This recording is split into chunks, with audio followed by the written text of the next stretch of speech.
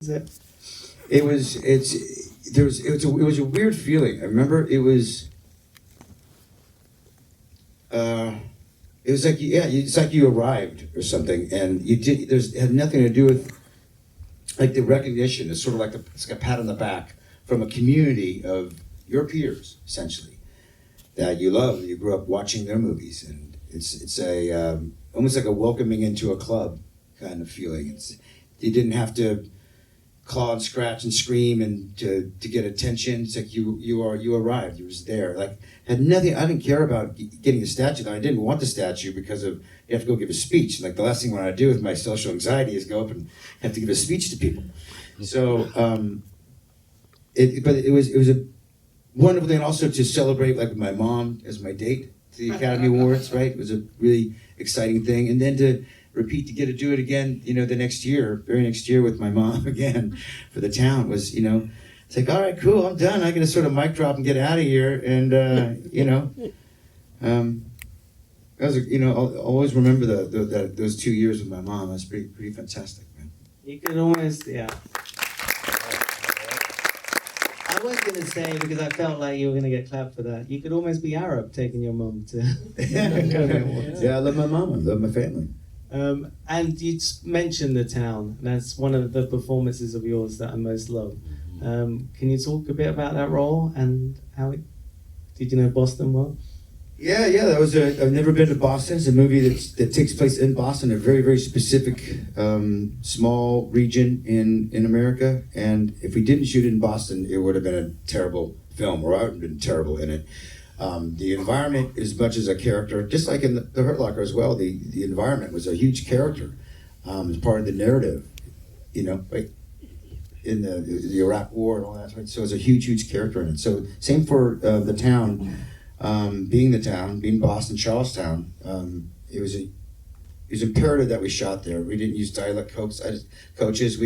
I hung out with a bunch of ex-cons, guys who just got out of prison, and Ben just said, "You just go hang out with these guys for a couple of weeks." I'm like, "I guess that's real safe, sure." I mean, that's and can't just get a dialogue coach instead.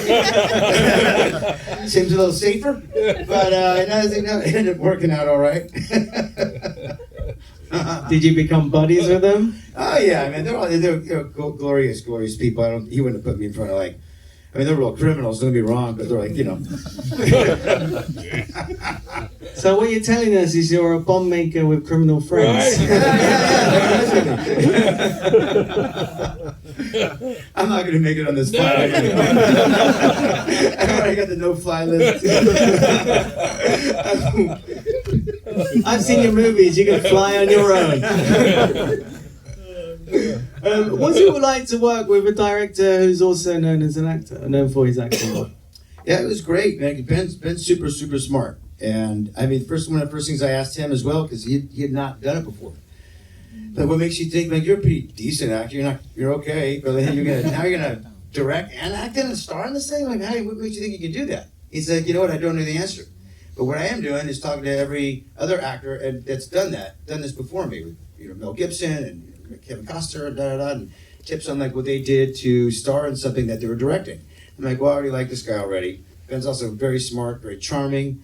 And even with the joke of about his acting and directing, I was like, so happy to do it. And he's just really, really, really smart. And I like smart people. He's great at problem solving. And it's challenging. I like to challenge him, and we don't take it as a negative thing. It's like we're inspiring each other. Challenges like to inspire somebody, on a set, at least in my world. So if someone challenges me or asks me to do something, like, okay, well, it's always, right, it's a dance, it's part of it. It's part of the communicative and expressive art of making a movie, and working with Ben was a wonderful dance. I always had a great time. That's an interesting way of describing the relationship as a dance. Has there ever been any time where you felt like you've had two left feet? Yeah, look, it takes two with anybody and everybody. To dance, right? And sometimes the narrative makes it stumble. Sometimes it's the other person. Sometimes it's the blocking of a scene that makes the narrative stumble. It's not dancing very well, but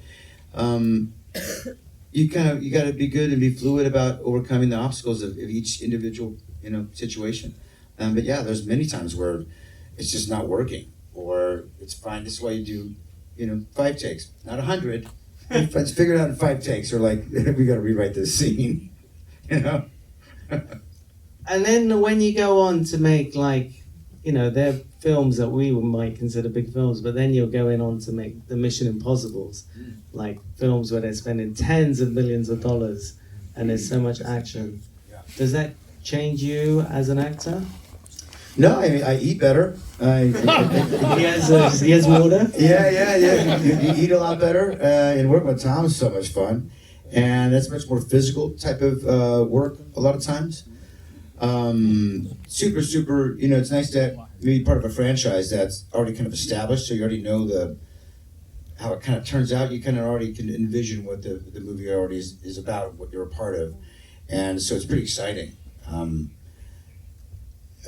So the path is already kind of paid for you in a lot of ways, and then just you eat better, and you get there's still great challenges in the physicality of it, and I love it, man. That's definitely a carnival show. You feel like you're at a full-on carnival, stunts. You're driving around doing all sorts of crazy stuff, and at the top of the Burj Khalifa, right? Like, what is going on? Did you go up? Did you do your own stunts? Yeah. We were there. Tom was picked into a couple cables on him, and he was hanging outside the building, and we're at the top of the building, and that thing's like, I don't know, it feels like a mile high in the sky, this thing. And because you look down and see the skyscrapers, and it looks like little Legos. That's how high this building is. And I'm hanging out, I'm just like in a suit like this with a belt on. This guy's holding a rope, and he's looking on his phone. I'm like, dude, maybe you want to pay attention. I'm hanging out the window. So I'm yelling at Tom, like, dude, I'm going to grab some part of you if I slip out of here. Because, I literally could have fallen out of that building, slipped by Tom, made like 4 phone calls down before I stopped. They go like, look, I just want to let you know, I'm not going to make it home. I'm going to call Dad next week. Brutal. So. You can't do anything to prepare for that. There's no acting class that's going to help you, right? Do you know there is a profession called